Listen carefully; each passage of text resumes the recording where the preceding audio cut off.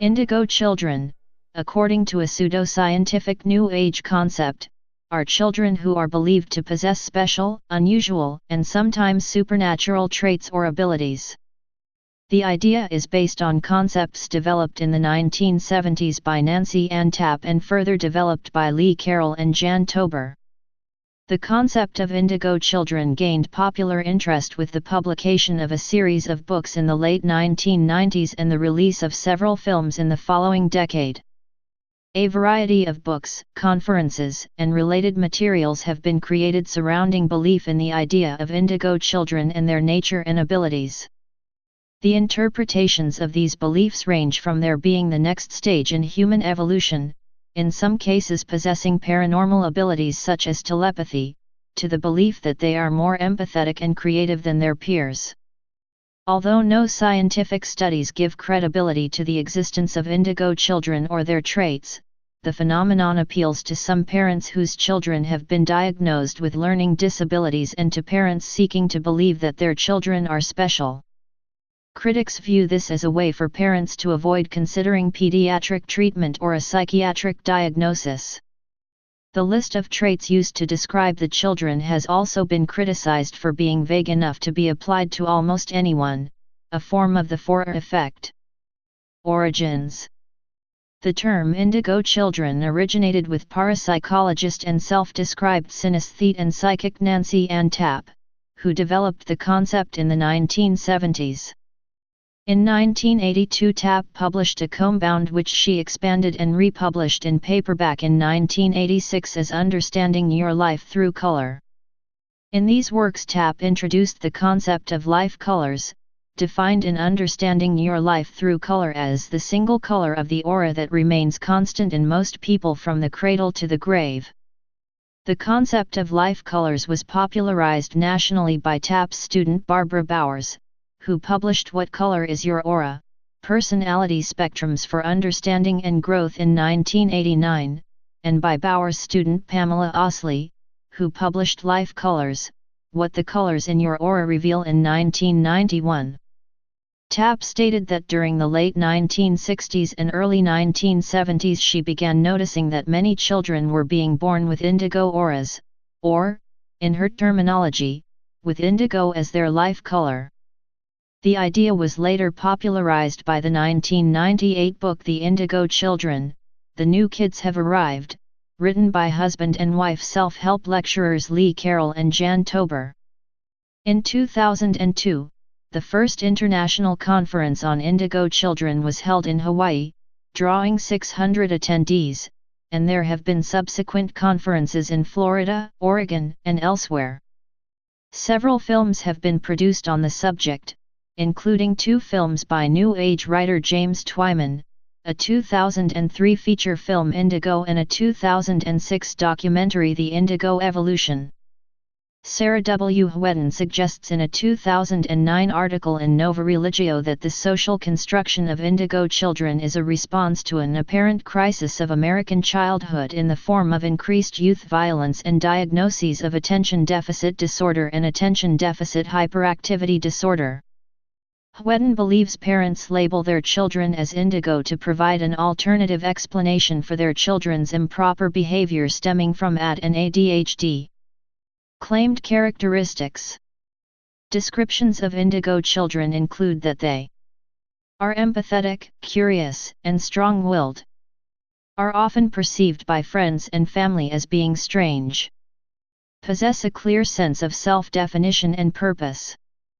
Show a strong innate subconscious spirituality from early childhood, which, however, does not necessarily imply a direct interest in spiritual or religious areas.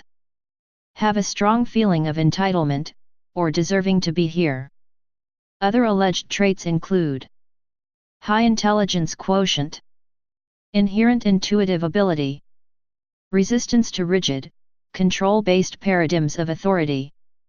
According to Tober and Carroll, indigo children may function poorly in conventional schools due to their rejection of rigid authority, their being smarter or more spiritually mature than their teachers, and their lack of response to guilt, fear, or manipulation-based discipline. According to research psychologist Russell Barkley, the New Age movement has yet to produce empirical evidence of the existence of indigo children, as the traits most commonly attributed to them are closely aligned with the Forer effects so vague that they could describe nearly anyone. Many critics see the concept of indigo children as made up of extremely general traits, a sham diagnosis that is an alternative to a medical diagnosis, with a complete lack of science or studies to support it. Indigo as an alternative to diagnosis. Retired professor of philosophy and skeptic Robert Todd Carroll notes that many of the commentators on the indigo phenomenon are of varying qualifications and expertise, and parents may prefer labeling their child an indigo as an alternative to a diagnosis that implies poor parenting, narcissistic parenting, damage, or mental illness. This is a belief echoed by academic psychologists. Some mental health experts are concerned that labeling a disruptive child an indigo may delay proper diagnosis and treatment that could help the child or look into the parenting style that may be causing the behavior. Others have stated that many of the traits of indigo children could be more prosaically interpreted as simple unruliness and alertness. Relationship to attention deficit hyperactivity disorder. Many children labeled indigo by their parents are diagnosed with attention deficit hyperactivity disorder, ADHD, and Tober and Carroll's book The Indigo Children linked the concept with diagnosis of ADHD. David Cohen points out that labeling a child an indigo is an alternative to a diagnosis that implies mental illness, which may appeal to many parents. Cohen has stated, "The view in medicine is that ADHD is a defect. It's a disorder. If you're a parent, the idea of gifted is much more appealing than the idea of a disorder."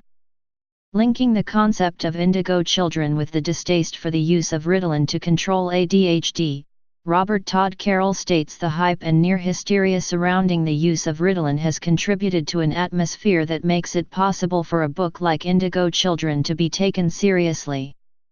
Given the choice, who wouldn't rather believe their children are special and chosen for some high mission rather than that they have a brain disorder? Stephen Hinshaw, a professor of psychology at the University of California, Berkeley, states that concerns regarding the over-medicalization of children are legitimate, but even gifted children with ADHD learn better with more structure rather than less, even if the structure initially causes difficulties. Many labeled as indigo children are or have been homeschooled. Many children labeled as indigo children have the same identifying criteria as those children who have experienced being raised by a narcissistic parent, and are considered to have been emotionally abused. A 2011 study suggested parents of children with ADHD who label their children as indigos may perceive problematic behaviors emblematic of ADHD to be more positive and experience less frustration and disappointment, though they still experience more negative emotions and conflicts than parents of children without a diagnosis. Relation to autism. Crystal children, a concept related to indigo children, has been linked by autism researcher Mitzi Waltz to the autistic spectrum. Proponents recategorize autistic symptoms as telepathic powers, and attempt to the autistic traits associated with them as part of a positive identity.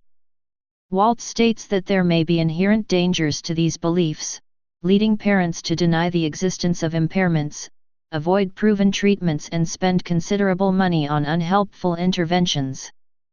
Waltz states that parents may also transmit belief systems to the child that are self-aggrandizing, confusing, or potentially frightening. Commercialization. The concept of indigo children has been criticized for being less about children and their needs, and more about the profits to be made by self-styled experts in book and video sales, as well as lucrative counseling sessions, summer camps, conferences, and speaking engagements. Discussion as a new religious movement. Nancy Ann Tappe originally noted that one type of indigo child, the interdimensional child, despite being seen as a bully, was expected to lead new religious movements. One pagan author, Lorna Tedder, anecdotally notes that every pagan woman she knew who had or was going to have a child believed their child was an indigo child.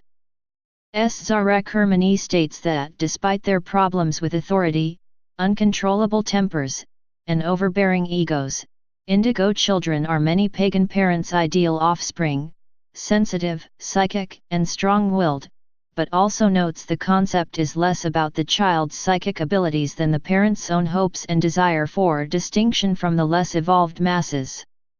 Daniel Klein, in an essay titled The New Kids, Indigo Children and New Age Discourse, notes that the magical belief that the innocence of children equates to spiritual powers has existed for centuries, and that the indigo child movement is rooted in a religious rejection of science-based medicine. In particular, he claims that Nancy Ann Tappe derived some of her ideas from Charles Webster Leadbeater, her main innovation being emphasizing the connection between children and the color indigo, and that the New Age adoption of the concept is a reaction against diagnoses of ADHD, and autism. Klein also discusses how Carroll and Tober have tried to distance themselves from religious beliefs about indigo children in order to maintain control of the concept, even recanting their previous affirmations about auras, and how skeptics and New Agers alike both make rhetorical appeals to science, despite the latter's rejection of it, to legitimize their ideological beliefs regarding the existence of indigo children. At the 2014 University of Cambridge Festival of Ideas, anthropologist Beth Singler discussed how the term indigo children functioned as a new religious movement, along with Jediism.